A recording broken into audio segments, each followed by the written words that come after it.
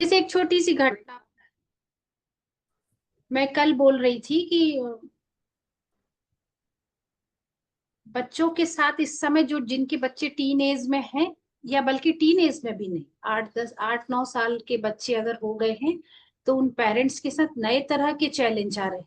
और अगर वो पेरेंट्स आध्यात्म से जुड़े हुए हैं और उनके घर में सब कुछ अच्छा और बेहतर माहौल है, तो उनको थोड़ा ज्यादा सामना करना पड़ रहा है। क्योंकि वो वही क्योंकि बच्चे तो जो है, मैं नया राधिका के साथ खेलने के लिए नए बच्चे तो नहीं ला सकती। बच्चे तो उसी सोसाइटी में ही जाना होगा, उसी स्कूल में ही जाना होगा।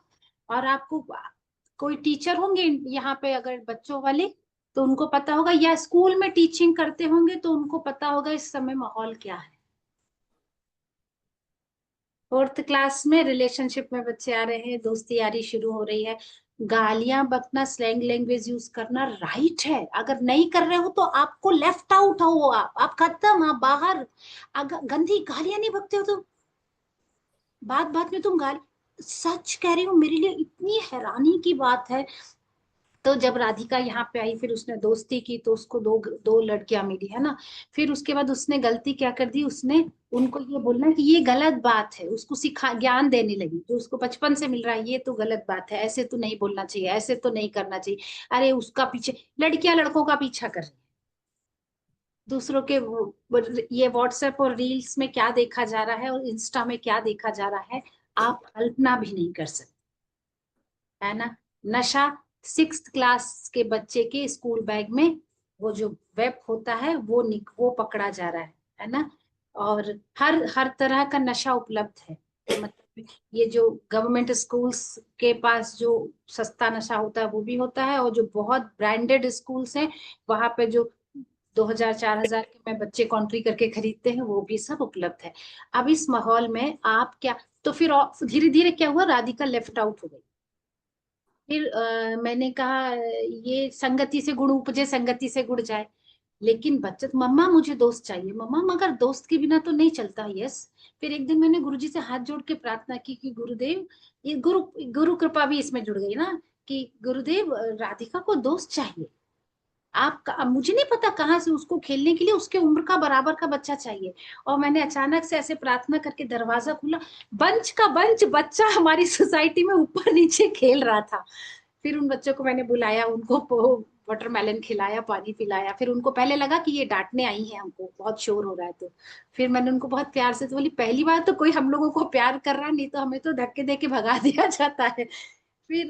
फिर मैंने राधिका को बुला के उनकी दोस्ती कराई। आप उसमें वो जो दो लड़कियां जिन्होंने उसको पूरा बाहर किया था, उसमें से एक बच्ची उसी की क्लास में पढ़ती है और उसी के साथ जाती है। तो उसको जब कभी उसकी बस छूट जाती है तो वो हमारे घर में अप्रोच करती थी। लेकिन अभी तो राधिका हमेशा बोलती थी, एक दिन आएगा ना जब उसकी बस छूटेगी, तब वो मेरे पास आएगी, तब मैं बताऊंगी। तो कल क्या हुआ, कल नहीं परसों, कल, हाँ कल सुबह की बात है। कल सुबह जोर से आवाजें, हमारे ही फ्लोर में रहती है, जोर से आवाजें आ रही थी। तो अब मम्मी रियल एक्सपीरियंस का टाइम है, स्कूल जाते हुए कहती है, अब मम्मी रियल एक्सपीरियंस का टाइम है। कि उसको ये लगा था कि, और मैंने उसको ऐसे करके देखा और वो चली गई। अच्छा, कल तक राधिका को छोड़ने लेने हम जा रहे थे, आज से वो बस से जा रही है। तो और अखिल गए उसको छोड़ने, और मैं ना जैसे ही अखिल आए तो हमने कहा क्या हुआ। तो अखिल ने मुस्कुरा के कहा कि राधिका कह रही थी अगर वो मेरे पास आएगी ना तो पापा मैं उसको बिठा लूंगी, लेकिन मैं उससे दोस्ती नहीं करूंगी। ये घटना जो है ना, इस घटना में कोई बड़ी बात नहीं है, और इसी घटना में सबसे बड़ी बात है, ये कोई इतिहास में लिखी जाने वाली घटना नहीं है। मैं इतनी तृप्त हुई, मैं इतनी संतुष्ट हुई। अगर राधिका के अंदर ना ये बदले की भाव आ जाती कि अब मैं तुम्हें बताती हूँ, मैं तुम्हें नहीं, तो मेरे लिए हार होती। मैं उससे बिठा लूंगी, लेकिन मैं लेट गो, क्षमा करने का भाव और बदला ना लेने का भाव, ये इसको कहते हैं मानवीय गुणों का विकास। मैंने उसको इतना प्यार किया इस बात से कि तुमने कितना कितना अच्छा निर्णय लिया, कि तुम्हारे अंदर ये भाव नहीं था कि तुमने मुझे बहुत परेशान किया, मुझे सबसे अलग कर दिया, अब मैं तुम्हें बताती हूँ। होता है कि नहीं होता। मुझे नहीं मालूम आप इस बात से कितना कनेक्ट कर रहे हैं, पर मैं ना सचमुच में ये बात से इतने गहरे तक कनेक्ट हुई कि डे टू डे लाइफ में बहुत सी परिस्थितियां आती हैं, तब हमारे भीतर ये चेकिंग होनी चाहिए कि सचमुच में हमारे भीतर मानवीय गुणों का विकास हुआ कि नहीं। उस व्यक्ति के प्रति भी जो जिसने हमसे शत्रुता की, उस व्यक्ति के प्रति भी जिसने हमको नुकसान पहुंचाया, उसके प्रति भी आप करुणा का भाव रख पा रहे हैं क्या? तो आप आत्मज्ञान की तरफ बढ़ रहे हैं। तो आपको समझ में आ रही है बात कि हाँ नहीं यार, इसमें कुछ नहीं रखा, इसमें इसमें क्षमा करने में ही अच्छा है, छोड़ देने में ही अच्छा ये है। आप ठीक कह रहे हो दीदी कि माफ कर देते हैं, लेट गो कर देते हैं, उसके प्रति कोई अंदर भाव भी नहीं रखते हैं। लेकिन वो जो चीज जो जैसे राधिका ने जो आपने बोला ना कि मैं उससे दोस्ती नहीं कर पाऊंगी, तो वो जो रिलेशनशिप को उस लेवल पे मेंटेन करना, या एक डिस्टेंस मेंटेन हो जाता है, फिर मतलब आप उस लेवल पे उसके साथ नहीं रह पाओगी।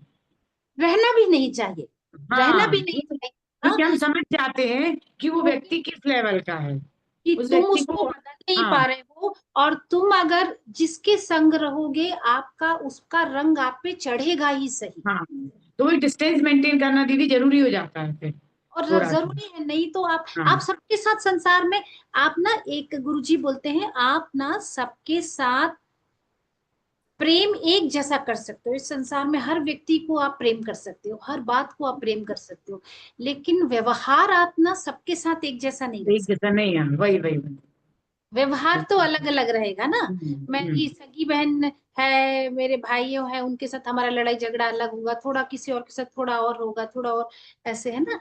कई बार बहुत ही थोड़ा डिस्टेंस, उसको आप नहीं चाह के भी नहीं बोल पा रहे हो, है ना। तो वो व्यवहार की बात है, लेकिन ये निर्णय आपके हाथ में है, आपको किसके साथ रहना है, किसके साथ नहीं रहना, और ये निर्णय भी आपके हाथ में है, आपको क्या करना है और क्या नहीं करना है।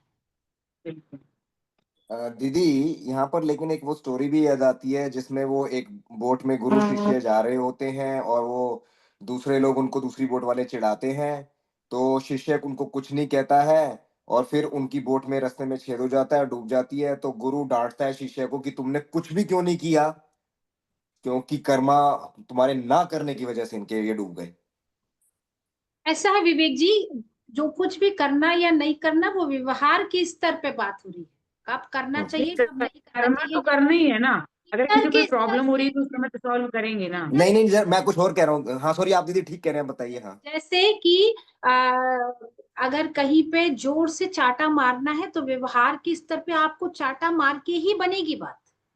अगर कोई बिल्कुल ही एकदम भौरा गया है और बिल्कुल किसी तरीके से नहीं सुनता तो खूब जोर से बोलना पड़ता है कि चुप रहो, हम्म। ताकि हम्म। उसको वो शांत हो सके, है ना। आपको जब आप डे टू डे लाइफ में जीवन में गुजरेंगे तब आपको पता चलेगा इस वक्त मुझे कैसे व्यवहार करना है।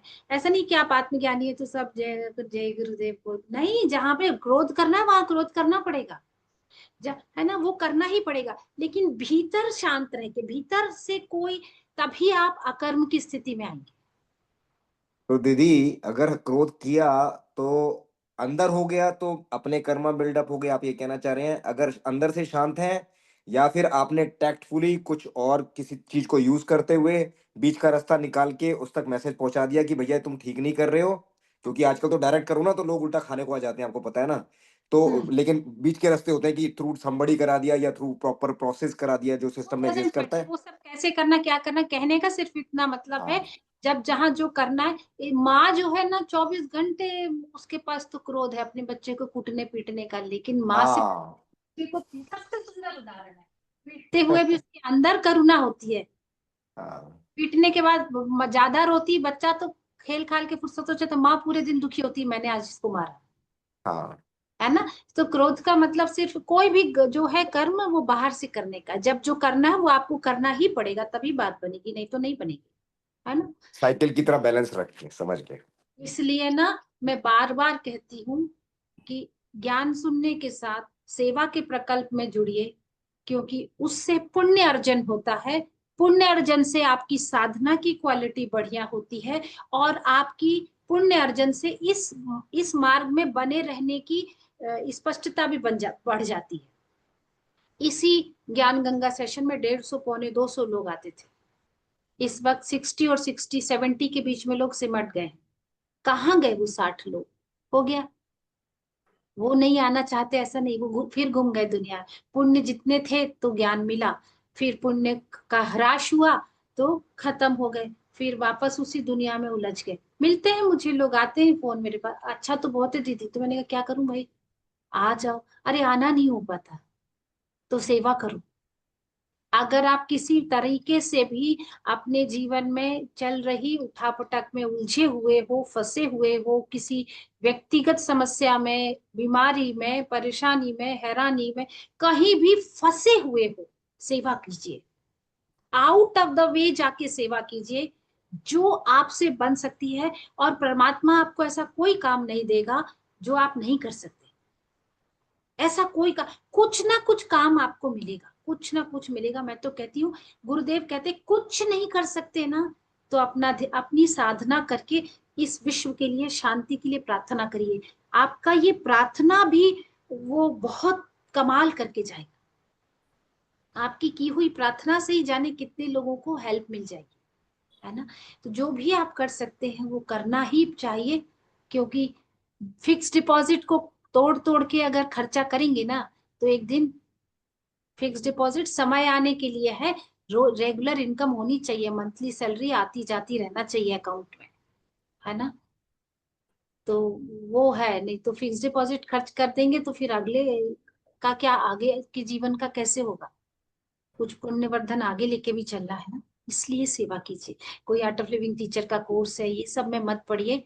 एकमात्र व्यक्ति को देखिए, वो गुरु है। गुरु ने कहा है ना ये करवाना है, ये करो तो करो ना। ये सीक्रेट है। जो लोग सेवा करते हैं उनकी लाइफ में प्रॉब्लम नहीं आती, ऐसा नहीं कहूंगी, आती है, लेकिन ऐसे आके चली जाती है कि पता भी नहीं चलता। हम भी अस्पताल के चक्कर काटते हैं, लेकिन मजे मजे में काटते हैं। जहां जो कटना है वो वैसे ही कटेगा, लेकिन सेवा से आप, रक्षा कवच है आपका सेवा, है ना। और किसी को ज्ञान के मार्ग में लाना, ये सुप्रीम सेवा है। क्योंकि जीवन भर जब वो अपनी साधना करेगा, आपको ब्लेस करेगा। आप उस व्यक्ति को हमेशा ब्लेस करते हो जिसने आपको इस कोर्स में लाया होगा, हैप्पीनेस कोर्स में। आप अपने हैप्पीनेस कोर्स के टीचर को हमेशा ब्लेस करते होगे जिसने आपको ये ज्ञान दिया। Yes no. सोचो, उनके तो अकाउंट में क्रेडिट हो ही रहा है, उसको पता भी नहीं कहाँ कहाँ से पैसा आ रहा है। ठीक है, सो इस पे थोड़ा सा काम करिए। आज एक वीडियो सुनते हैं ना, ठीक है। जय श्री दीदी लगाइए।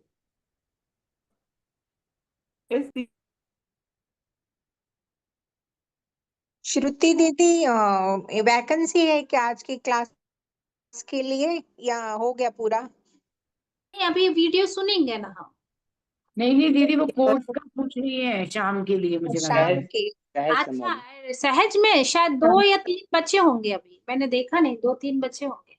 मैंने अभी एक लास्ट ट्राई मारा है, एक वीडियो बना के डाला फेसबुक पे, जो इसको आना होगा आ जाए। है अभी, देख लीजिए, करिए, देखिए जो आपको करना है।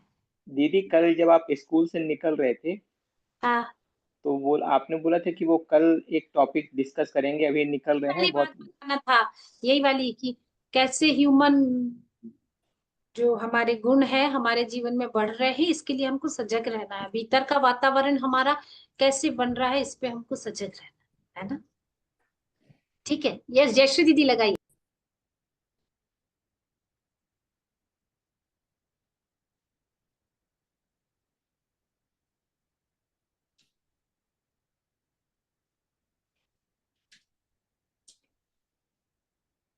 योग वशिष्ठ के अगले एपिसोड में आप सबका बहुत बहुत स्वागत है।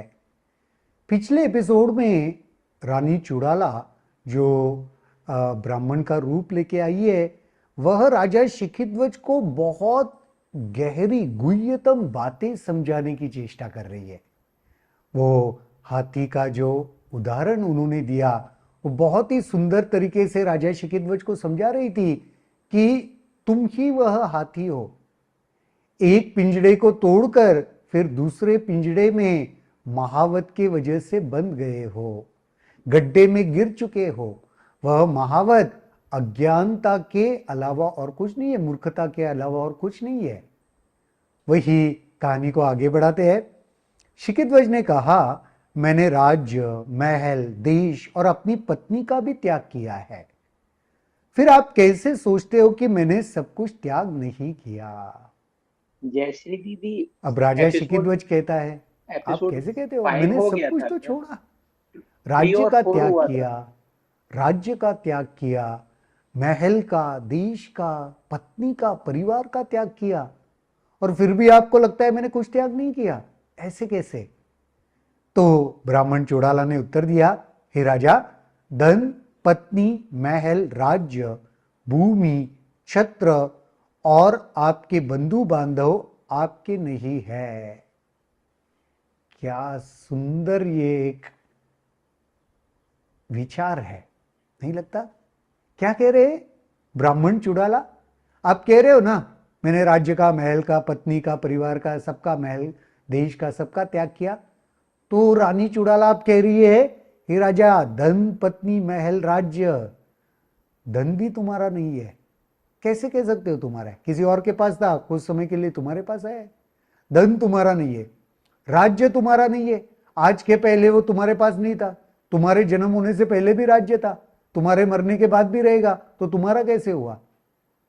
पत्नी, राज्य तुम्हारा नहीं है, महल तुम्हारा नहीं है, महल का तुमने शायद निर्माण किया होगा, तो इसका मतलब पहले तुम्हारे पास नहीं था, अब है, इसके बाद तुम्हारे पास नहीं रहेगा। तो तुम मीरा है जो कह रहे हो वो वास्तविकता तुम्हारा है क्या? नहीं है। छत्र, आपके बंधु बांधव भी आपके नहीं है। जो परिवार की बात आप कर रहे हो, बंधु बांधव, कोई आपका नहीं है। उन्हें छोड़ देने से पूर्ण परित्याग या वैराग्य नहीं होता।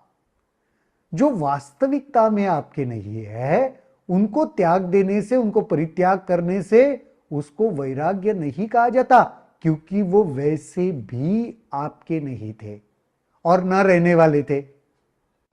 कुछ भी है जो आपका प्रतीत होता है, जिसका आपने परित्याग नहीं किया, और वही वास्तविक परित्याग है। जो वास्तविकता में आपका है, जिसको छोड़ना चाहिए था, उसका तो आपने त्याग किया ही नहीं, तो वह वास्तविक परित्याग नहीं है। जो छोड़ना चाहिए, जो आपका है, उसे छोड़ो, उसे पूर्णता छोड़ो और बिना कुछ रखे अभी मुक्ति प्राप्त करो। उसे पूर्णता छोड़ दो जो तुम्हारा है। उसे छोड़ने के बाद इस पल में मुक्त हो सकते हो। अभी मुक्ति को हासिल कर लो और उसको पूर्णता छोड़ दो, रखो मत कुछ भी अपने पास, पूरी तरीके से छोड़ दो। शिकीध्वज ने कहा, यदि राज्य और उसमें सब कुछ स्थित मेरा नहीं है, तो मैं यह वन और इसमें स्थित सब कुछ छोड़ता हूं। इतना कहते हुए राजा ने मन से वन आदि का त्याग किया। अब राजा के भीतर कुछ प्रकाश हुआ है। उसने कहा, अरे, जो राज्य को मैं अपना अपना समझता था, मैं राजा हूं इस राज्य का, वो भी मेरा नहीं है। तो जो मैं अपना समझता था वो भी मेरा नहीं है, तो मैं इस वन में, वो तो वैसे भी मुझे लगता नहीं है मेरा है तो इसमें, इसको तो मैं तुरंत ही छोड़ देता हूं। मैं ऐसे समझता था राज्य मेरा है, वहां की वो महल, सब प्रजा, सब मेरा है, वो भी मेरा नहीं है। ये आपके कथनी से अभी मुझे महसूस होने लगा है। तो ये वन तो वैसे भी मैं आया था सब कुछ छोड़ के, ऐसे सोचा चलो कहीं और जाते जो मेरा नहीं है, तो मैं इसको तो अभी इस पल छोड़ रहा हूं। ब्राह्मण द्वारा बतलाए जाने पर ये सभी वस्तुएं तुम्हारी नहीं है, इसलिए इनके त्याग का कुछ अर्थ नहीं है। शिकीध्वज ने कहा, निश्चय ही यह आश्रम ही मेरे लिए सब कुछ है। इस समय यह मेरा है, मैं इसका भी त्याग करता हूं। मैंने ये कुटिया बना ली थी, मेरे लिए यही सब कुछ था। अब आपकी कथनी से, आपकी बात से मुझे समझ में आ गया कुछ भी मेरा नहीं है। अभी ये आश्रम मुझे लगता था मेरा ही है, एक ही बचा है, मेरे पास कुछ नहीं है, कुटिया बची है, चलो इसका भी मैं त्याग कर रहा हूं। इसके बाद शिकीध्वज ने अपने हृदय से आश्रम में अपने होने का भाव निकाल दिया। यह आश्रम भी मेरा है, यह कुटिया भी मेरी है, ये भाव को भी परित्याग कर दिया। निश्चय ही अब मैंने सब कुछ त्याग दिया है। अब मुझे ऐसे लगता है मैंने सब कुछ त्याग दिया है। तो ब्राह्मण चुड़ाला ने कहा, निश्चय ही यह सब कुछ भी तुम्हारा नहीं है। अब रानी चुड़ाला और क्या कह रही है, ये तुमने त्याग कर दिया, बहुत ठीक किया, लेकिन आपको बताऊं ये भी तुम्हारा नहीं था। जैसे राज्य तुम्हारा नहीं था ना, ये कुटिया भी तुम्हारी नहीं थी, ये वन भी तुम्हारा नहीं था, तो इसको त्याग करना भी कुछ नहीं है। फिर तुम इन्हें कैसे छोड़ रहे हो? कुछ और है जिसे तुमने छोड़ा नहीं, वही महत्वपूर्ण है, उसे छोड़ दो और दुख से मुक्ति प्राप्त कर लो। अब जो तुम्हारा है ही नहीं उसको तुम कह रहे हो मैंने छोड़ दिया। अरे जो तुम्हारा है नहीं उसको कैसे छोड़ सकते हो? छोड़ना मुमकिन नहीं है उसको। तुम्हारा जो है वो कुछ और है, उसको छोड़ो, तब जाके वह मुक्ति को, परम आनंद को प्राप्त कर लोगे और उसके बाद कभी भी दुख तुम्हें छू नहीं पाएगा। शिखीध्वज ने कहा, यदि ये दोनों मेरे नहीं तो मैं अपना दंड, मृगशाला, कुटिया आदि भी छोड़ देता हूं। अच्छा, ये वन, ये कुटिया मेरा नहीं है तो ठीक है, फिर मेरा क्या है? जिस मृग जिन के ऊपर, मृग के उस चर्म के ऊपर मैं बैठा हूं, आसन मेरा दंड जो है, कमंडल हुए, इस सबको मैं छोड़ देता हूं। ये तो मेरा है, इसको मैं छोड़ रहा हूं। वशिष्ठ ने कहा, इतना कहकर वह अपने आसन से उठ खड़ा हुआ। उसने कुटिया में सारा सामान निकाला और उसे आग के हवाले कर दिया। ऐसे कहके वह तुरंत उठ गया, सब कुटिया का सामान निकाला और उसमें उसे अग्नि में स्वाहा कर दिया। उसने भाला फेंकते हुए कहा, अब मैं भ्रम से मुक्त हूं, मंत्र का जप ही पवित्र है, इसलिए तुम्हारी मुझे आवश्यकता नहीं। उसने मृगशाला को भी अग्नि में झोंक दिया। अब उसको लगा कि ये जो मैं आसन में बैठ के, ये भी कुछ आवश्यकता नहीं, ये भी मेरा नहीं है, मंत्र का जप भी पवित्र है, अब मुझे कुछ नहीं चाहिए, ये भी अग्नि में स्वाहा। उसने अपने आप से कहा, जिसका भी त्याग करना है उसका तत्क्षण और सदा के लिए त्याग करना है, अन्यथा वह फिर फैल जाता है, एकत्र हो जाता है। इसलिए हर वस्तु को सदा के लिए अग्नि के हवाले करता हूं। अगर मैं इसको अभी अग्नि के हवाले नहीं करूंगा तो मन शायद वापस उसको अपने वश में ले लेगा, फिर लगने लगेगा ये मेरा है। तो उससे अच्छा है जब जो मेरा है नहीं उसको तुरंत अग्नि में मैं स्वाहा कर दूंगा, जला दूंगा, कि उसके बाद उसकी मौजूदगी ही नहीं बचेगी। वह मौजूदगी नहीं बचेगी तो फिर मन उस पर हावी नहीं हो पाएगा। बहुत ही इंटरेस्टिंग। ये कहानी में ये एक तरीके से कुछ गुह्यतम रहस्य को ही उजागर कर रहे, नहीं लगता है? जो चीज राजा शिखीध्वज को लग रही है मेरी है, रानी चुड़ाला कह रही है वो तो तुम्हारी है ही नहीं। पहले राज्य सब कुछ उसको अपना लगता था, उसने उसका त्याग कर दिया, वन में आकर रहने लगा, सन्यास का जीवन व्यापन करने लगा, एक कुटिया बना ली, तो उसको लगा चलो मैंने राज्य का तो त्याग कर दिया, महल का, परिवार का त्याग कर दिया, अकेला हूं, यहां पे कुटिया में हूं। फिर मन ने कुटिया को अपने भीतर जकड़ लिया, वो अपनी लगने लगी। तो फिर चुड़ाला ने वो कहा, अरे ये कुटिया भी तुम्हारी नहीं, वो भी समझ में आ गया, चलो उसका भी त्याग कर दिया। फिर जो भी बचा है, तो रानी चुड़ाला कह रहे नहीं नहीं नहीं नहीं, कुटिया का त्याग करके, वन का त्याग करके भी अभी त्याग नहीं हुआ है, अभी भी जो तुम्हारा है उसको छोड़ना पड़ेगा। तो अब राजा को लगा, अरे क्या भी मेरे पास बचा है? तो जिस आसन पे मैं बैठता हूं वो मेरे पास बचा है, वो कमंडलू मेरे पास है, वो दंड मेरे पास है, भाला मेरे पास है, वन मेरे तो अभी कुछ नहीं चाहिए, मैं बस जप करता रहूंगा, ये भी सब अग्नि में जाने दो। जो मुझे मेरा मेरा लग रहा है वो मैं सब अग्नि में जला के खाक कर दूंगा, ताकि इस सब से मैं परित्याग में चला जाऊं ना, वैराग्य में चला जाऊं, उस मेरा है इस भावना से बाहर निकल आओ। क्या राजा ने जो अभी त्याग किया है इस कहानी में, क्या वह सफिशिएंट है? देखते हैं आज की कहानी में, तो यहीं पर रुकते हैं। इस कहानी को बहुत दिलचस्प मोड़ यह कहानी ले रहा है। अगले एपिसोड में देखते हैं और क्या होता है। तब तक के लिए जय गुरुदेव।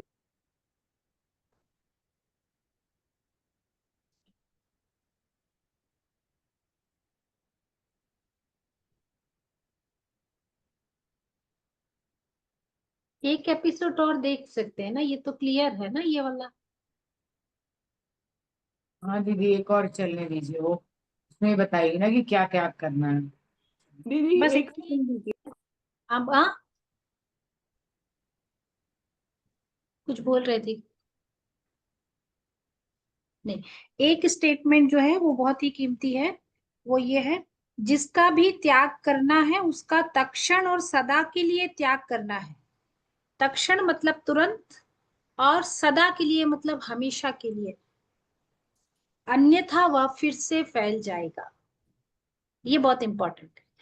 जो त्याग करने योग्य है ना, वो अब भी करेंगे, अब भी करेंगे इसी वक्त। सारा संसार, हर चीज ले लोग बोलते हैं ना, ये कब होगा, फिर से कब होगा, बाद में कर देंगे, कल कर देंगे, परसों कर देंगे, वो नहीं, अभी करेंगे इसी वक्त, और सदा के लिए। सदा के लिए, है ना। अन्यथा वह फिर से फैल जाएगा, और जब वो पूरी तरह से फैल जाता है, तो रोग जब पूरी तरह से शरीर में व्याप्त हो जाता है, तो उसका इलाज मुश्किल हो जाता है ना। ठीक है, बस लगाइए ना दीदी। जयश्री दीदी, एक और लगा दीजिए ना, 7th वाला।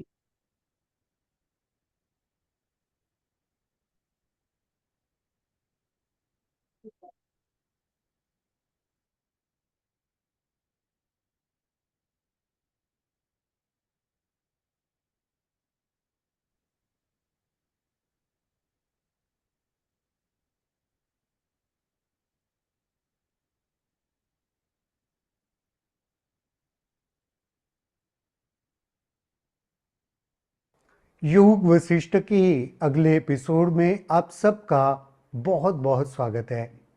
पिछले एपिसोड में अगर आपको याद होगा तो रानी चुड़ाला राजा शिखिध्वज को यह समझा रही थी, जो जो तुम्हारा अपना है उसका परित्याग करो, फिर वह अंतिम मुक्ति को पालोगे, फिर दुख तुम्हें छू नहीं पाएगा। तो राजा को जो जो अपना लग रहा है वो उसका त्याग कर रहा है, अग्नि में डाल रहा है। और रानी जब भी, जैसे पहले राज्य का त्याग किया, रानी ने कहा वो तो तुम्हारा था ही नहीं। फिर उस वन में आया, वन का त्याग किया मन से, कुटिया का त्याग किया, वो भी तुम्हारा था नहीं। वो जो सारा जिसके ऊपर आसन पे बैठता था, कमंडलू दंड, उसका त्याग किया। रानी ने कहा वो भी तुम्हारा अपना है ही नहीं। उसी कहानी को आगे देखते हैं। वशिष्ठ ने कहा, तब शिखिध्वज ने कुटिया में भी आग लगा दी, जिसे उसने अपनी पिछली मिथ्या धारणाओं से अभिभूत होकर अनावश्यक ही बनाया था।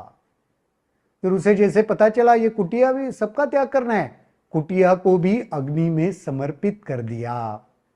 उसके बाद उसने वह सब कुछ जला डाला जो बचा कुचा था। उसके आसपास जो भी कुछ बचा कुचा था उसको भी अग्नि में उसने दे दिया, क्योंकि जो मेरा है उसका त्याग करना है ना, तभी परित्याग होगा, तभी मुक्ति का अनुभव होगा। उसने अपने कपड़े भी फेंक दिए और जला दिए। इस अग्निकांड से भयभीत होकर वहां से पशु पक्षी भी भाग निकले। उसके शरीर पर जो भी कुछ वस्त्र थे उसको भी उसने जला दिया, वो भी नहीं है मेरा, चलो जला दो। अब जो अग्नि हुई, जंगल में अग्नि लगी तो पशु पक्षी भी डर गए, उधर अग्निकांड को देख के सब कुछ जल रहा है, तो वहां से वो भाग गए। शिखिध्वज ने तब ब्राह्मण से कहा, हे देवपुत्र, आपसे जागृत होने पर मैंने उन सभी धारणाओं को छोड़ दिया है जिन्हें मैं अभी तक सजाए हुआ था। धन्यवाद ब्राह्मण पुत्र, देवपुत्र, तुम्हारी वजह से ही मैं जिसको अपना मेरा मेरा समझ रहा था वो सभी धारणाओं को मैंने त्याग दिया, मैंने जला दिया। अब मैं पूरी तरह से आनंदपूर्ण शुद्ध ज्ञान में अवस्थित हूं। जो भी बंधन का कारण होगा उससे मन विमुख होगा और साम्यावस्था में स्थित रहेगा। जो भी बंधन का कारण है उससे मेरा मन अभी विन्मुख होगा, मुझे ज्ञान हो गया है, और फिर साम्यावस्था में स्थित रहेगा। अब संन्यास का मतलब समन्यास ना, साम्य अवस्था, सम्यक, सब एक जैसे प्रतीत होने लगेगा।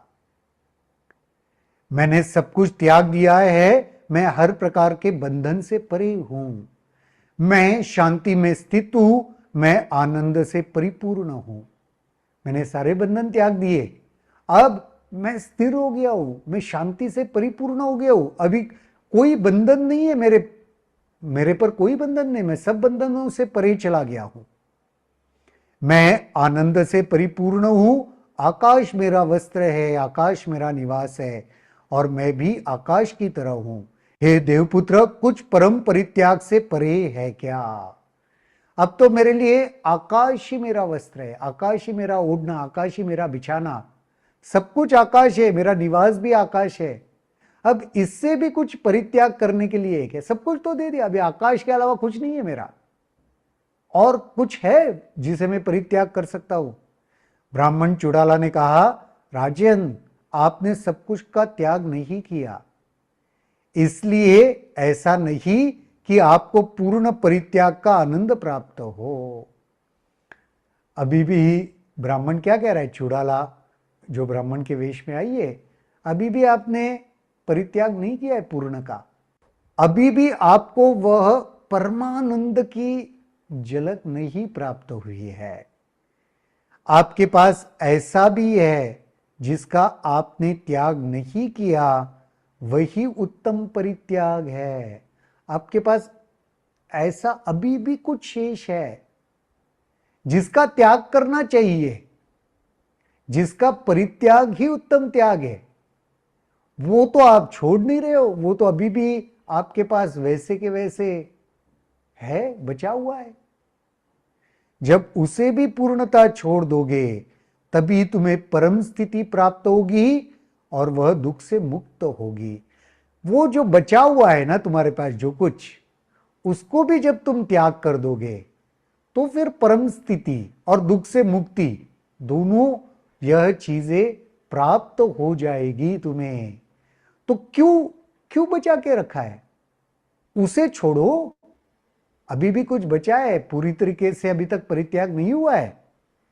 कुछ विचार करने के बाद शिखिध्वज ने कहा, हे देवपुत्र, अब एक ही वस्तु शेष रह गई, वह है शरीर, जो इंद्रिया रूपी सर्पों का आवास है, जो रक्त मांस आदि से बना है।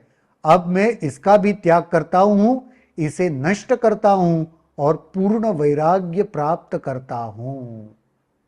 अच्छा, राजा शिखिध्वज ने कहा, अभी भी कुछ बचा है? वो अभी क्या है? सब कुछ तो छोड़ दिया मैंने, वस्त्र त्याग किए, कुटिया त्याग कर दी, सब कुछ नहीं बचा, अभी एक ही बचा है, ये शरीर बचा है, और वो तो रक्त मांस का, इन सारे इंद्रियों का वह एक घर है। ठीक है, ये मेरा है, अब आखिर में यही बचा है, मैं इसको भी नष्ट कर देता हूं और परम वैराग्य की स्थिति को प्राप्त करता हूं।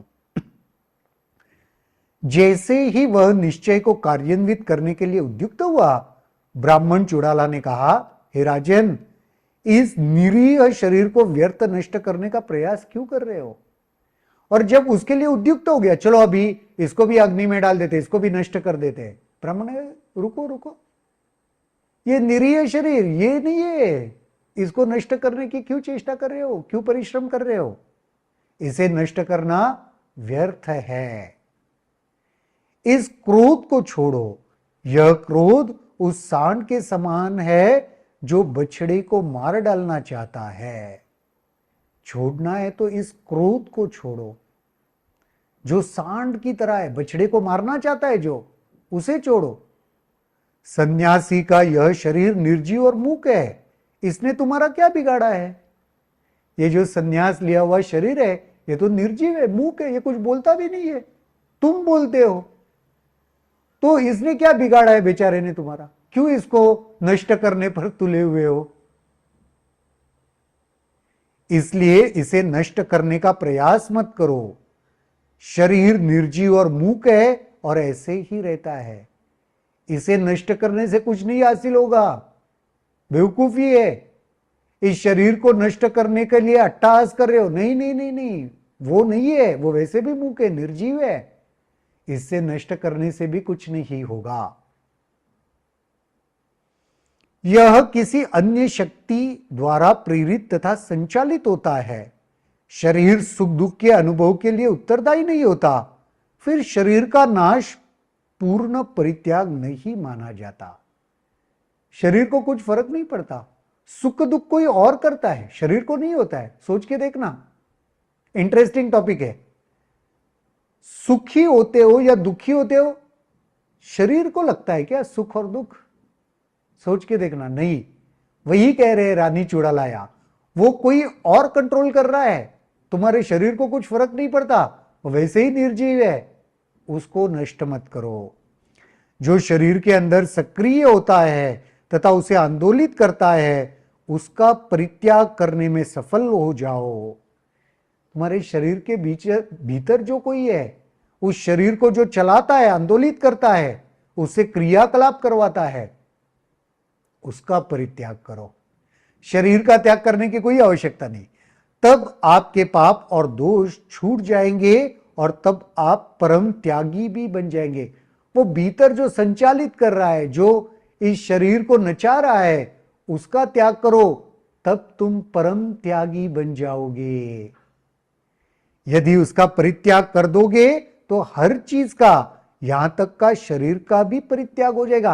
वो जो भीतर है उसका त्याग कर दोगे ना, तो शरीर का भी परित्याग हो ही गया, ऐसे समझो। अन्यथा पाप और दोष अस्थायी रूप से दब जाएंगे और पुनः प्रकट होंगे, और वह भीतर पाप और दोष अस्थायी रूप से दब जाएंगे। लेकिन जब भी उनको एक कंडीसिव एटमॉस्फेयर मिलेगा, वो वापस पनप जाएंगे, वापस बाहर आ जाएंगे।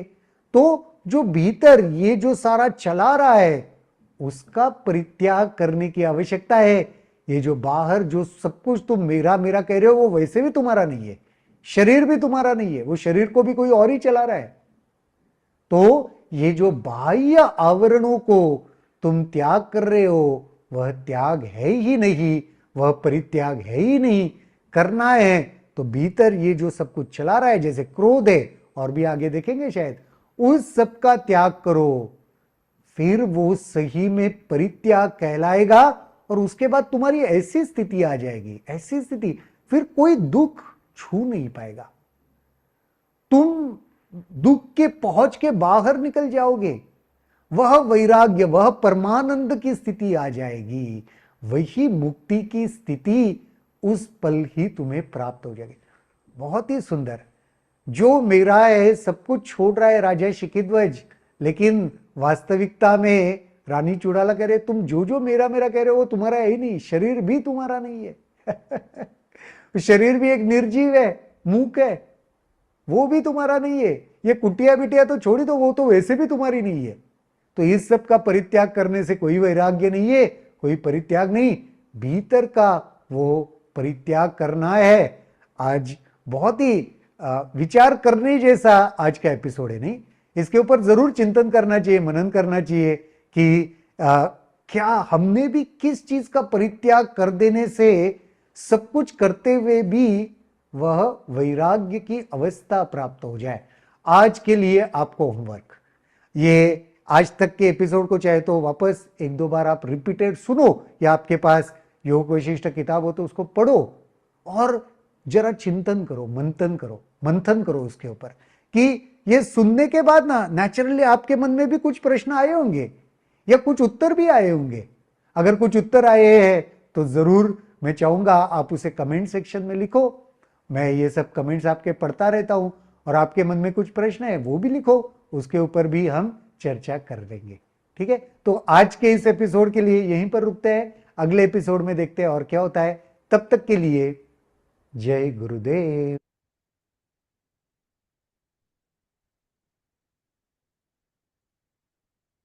अरे गुरुदेव, कुछ कहना है तो कहिए। अभी अभी बच गया तो षड्रिपु, अहंकार और ये सब। उसको त्याग करना रह गया।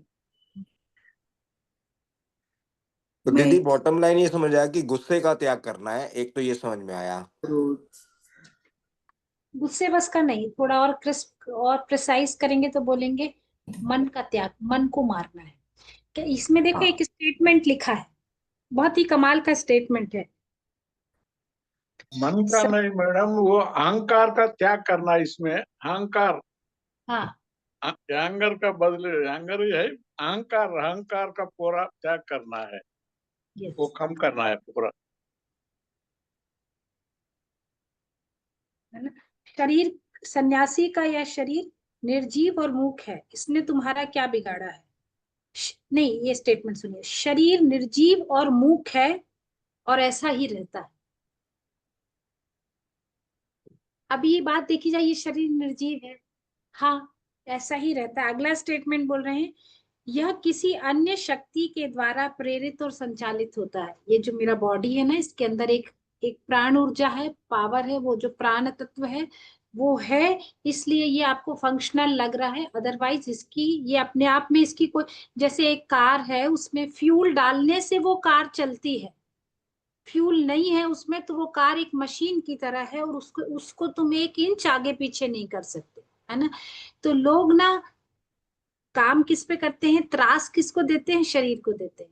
मैं हमेशा ना बहुत ज्यादा, ये जिस किस्म के उपवास लोग रखते हैं ना, एकादशी मतलब खाली सुबह पूरा दिन खाली रहे फिर चाय पी ली, है ना, तो ये शरीर को और त्रास देना, ये बेचारा शरीर जो है ये मुझे माध्यम बना है, जब तक ये शरीर मेरा साथ दे रहा है तब तक मैं इस जो कुछ भी मुझे मिल रहा है प्रकृति के द्वारा, गुरु के द्वारा, वो मैं ले पा रही हूँ क्योंकि मेरा शरीर मुझे साथ दे रहा है।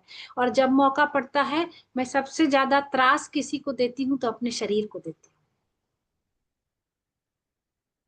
हाँ, यस। सुसाइड तो मतलब आत्महत्या करना तो इतना पाप है, लोग सोचते हैं आत्महत्या करके मुक्ति मिल जाएगी। उफ, त्रिशंकु की तरह स्थिति हो जाती है, वो कहीं के नहीं रहते, कहीं के नहीं रहते। गुरुदेव तो कहते भी है ना कि भयंकर ठंड में अपने कपड़े उतार के फेंक देना और बाहर जाके खड़े हो जाना, इसको कहते हैं आत्महत्या। किसी भी स्थिति में आत्महत्या करने का कदम कभी नहीं उठाना चाहिए। और कुछ लोग आत्महत्या नहीं भी करके भी आत्महत्या जैसे ही अपने शरीर का के साथ तकलीफ देते हैं। कुछ भी खा लेना शरीर के लिए तकलीफ है ना, या नहीं खाना भोजन, ये भी तकलीफ है। अक्सर होता है ना, अरे ठीक है हम खा लेंगे, हम बाद में खा लेंगे, बचा हुआ खा लेंगे। फीमेल्स, ये जो फ्रिज में बचा, ये सब्जी, अब ये मैं, ये वाली रोटी मैं खा लूंगी, ये चावल जो बचा ये मैं खा लूंगी, तुम लोग सब गर्म खाओ। तो तुम सबका शरीर भगवान है, मेरा नहीं है क्या। नहीं भाई, ऐसे नहीं करो, जो बचा है ना। तो इस शरीर का पालन पोषण और इसको खूब अच्छे से रिस्पेक्ट, गुरुदेव बोलते हैं ना, ईश्वर का दिया हुआ सबसे सुंदर उपहार है ये आपका शरीर, इसका सम्मान करो, इसका आदर करो, बोलते हैं इसको। क्योंकि ये नहीं रहेगा ना तो मेरी यात्रा खत्म हो जाएगी। मेरी आध्यात्मिक यात्रा के लिए मेरा शरीर होना बहुत जरूरी है, इसलिए इसको इसको त्रास मत दो, इसको मत फेंको, इसको रिस्पेक्ट करो, इसका ख्याल रखो। ख्याल रखने के तरीके हैं, थोड़ा सा आसन, थोड़ा सा प्राणायाम, वॉकिंग कर लो, कुछ कर लो जो कर सकते हो आप, है ना। कुछ अच्छे से सप्लीमेंट्स ले लीजिए, कुछ ले सकते हैं तो, है ना, जो एज आपकी चल रही है।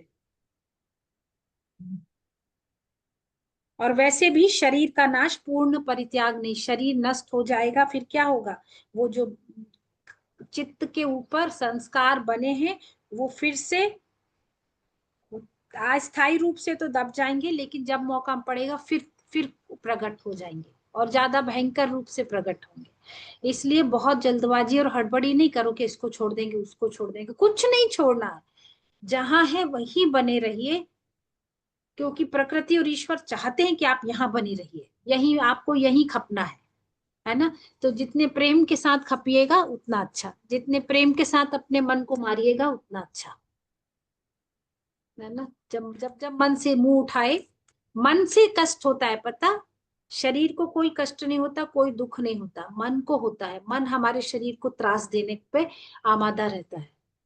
तो मन का त्याग करिए। बुद्धि बहुत ज्यादा दुर्बुद्धि हो रही है तो उसको सुधारिए। अहंकार का त्याग करिए, मैं हूं मैं हूं मैं हूं मैं ही मैं हूं, इसका त्याग करिए। तुम ही तुम हो का अभ्यास करिए, तुम ही तुम, है ना? ठीक है, चलिए, तो ऑल द बेस्ट। जय गुरुदेव। 1:30 बज गया है। एक छोटा मेडिटेशन किया जा सकता है, जिन लोगों के पास समय। क्या करूं?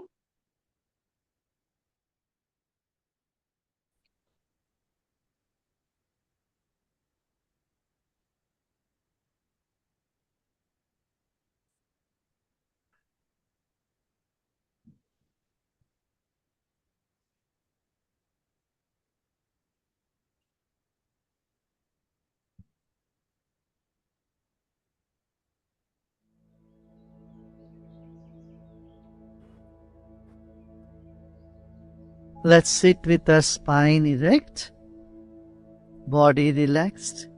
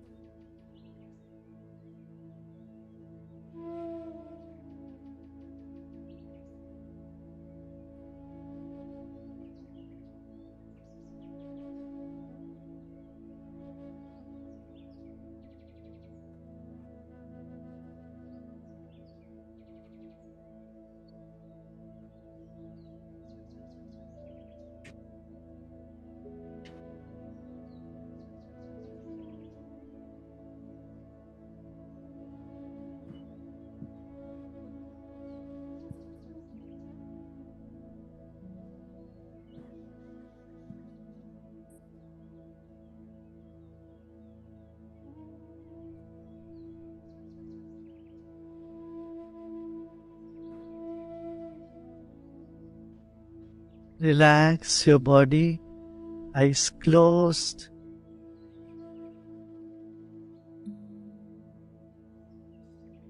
Let's take a deep breath in and we'll chant Om and feel the vibration throughout the body.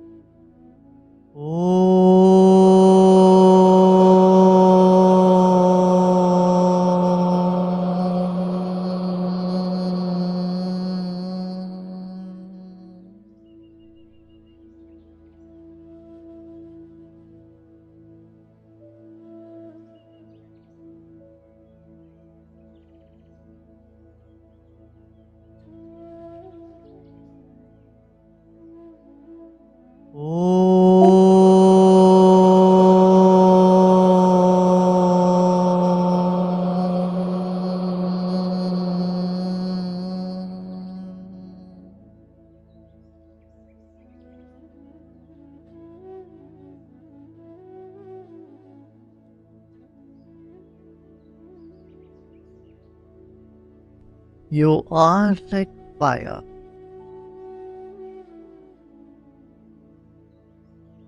Just imagine you are a burning candle or you're a fire. Every cell of our body is emitting energy, radiating energy, and energy moves upward.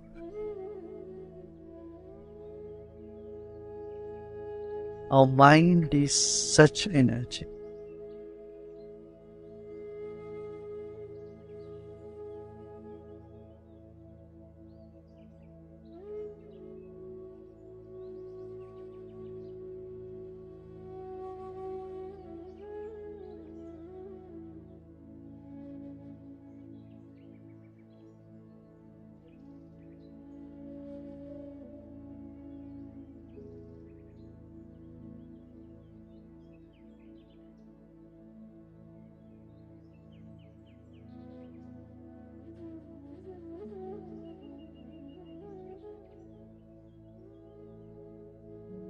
Your mind is a flame moving upward.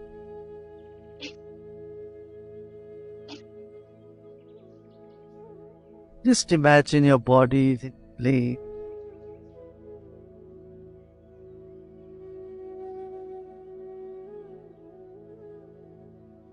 And keep a big smile on your face.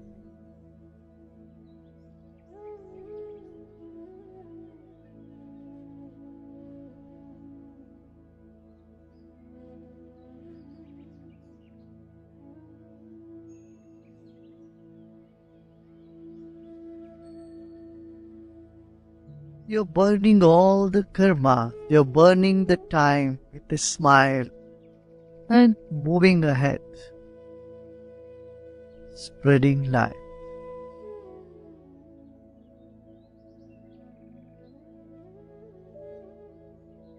All the unpleasant things are getting burned down in the flow of time. Relax your shoulders, relax your arms, relax your whole body.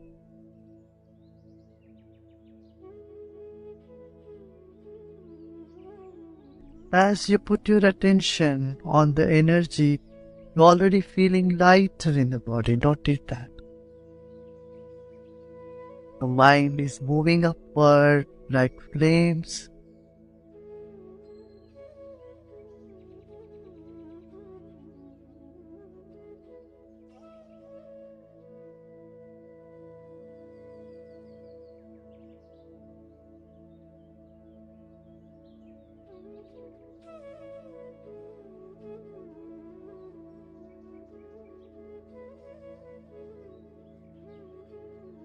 Become aware of the space above your head, up to the ceiling of this hall.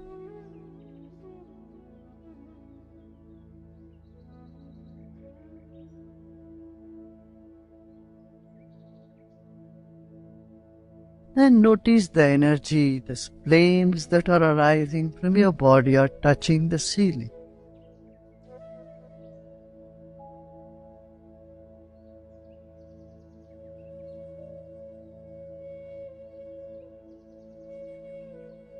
Every cell of your body is radiating energy, and it's touching the ceiling. Keep your attention in the ceiling.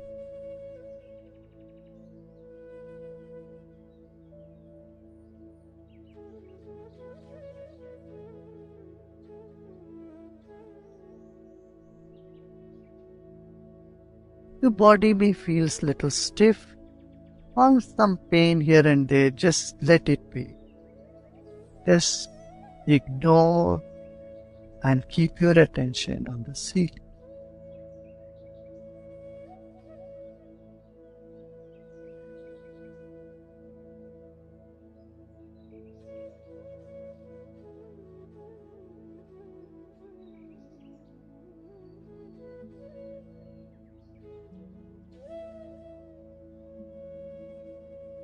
Any discomfort, pain anywhere is just something coming up and to disappear. It will disappear. Keep your attention again and again on the ceiling. Spread your mind on the ceiling.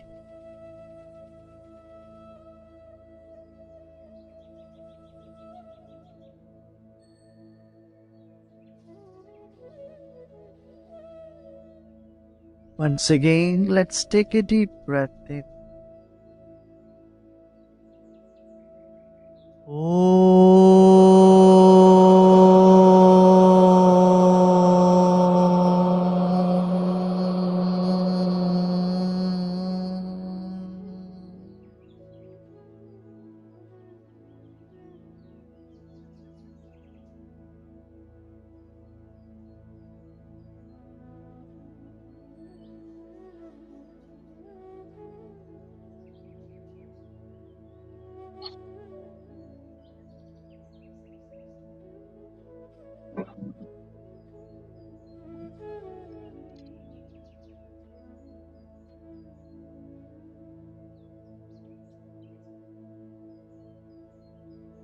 Let go all your efforts.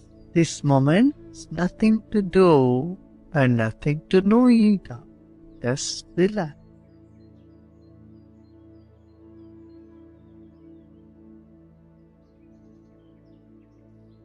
Become aware of the walls of this room, both left and right side, and front and back.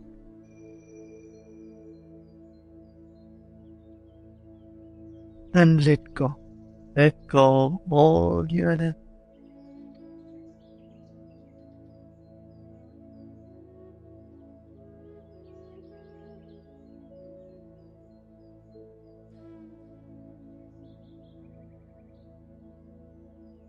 Let this positive energy, the sattva, this moment, cleanse and uplift your whole being. Let it happen. Relax.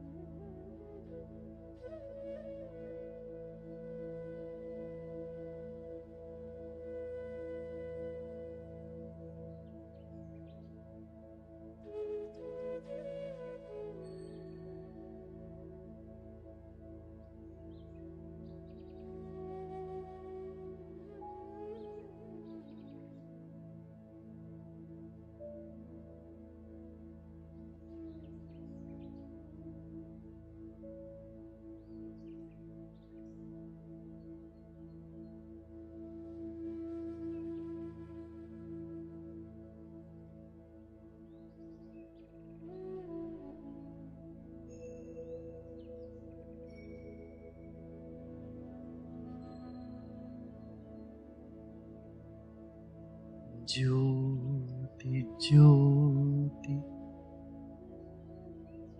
स्वयं ज्योति आत्म ज्योति शिवोऽस्म्यहम्।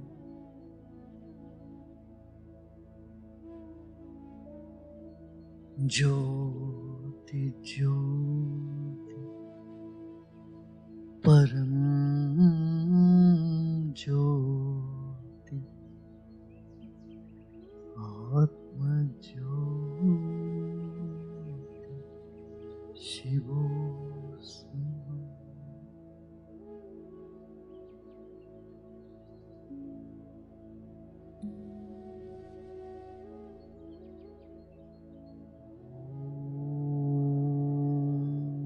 शांति शांति शांति।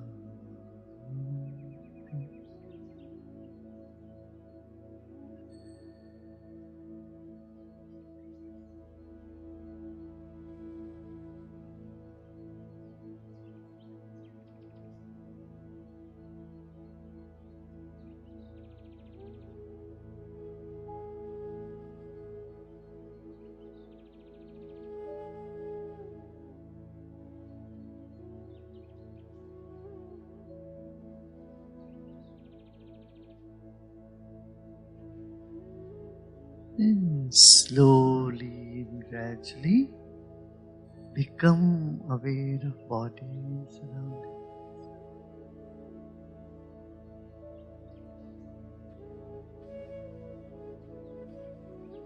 And you may gently open your eyes.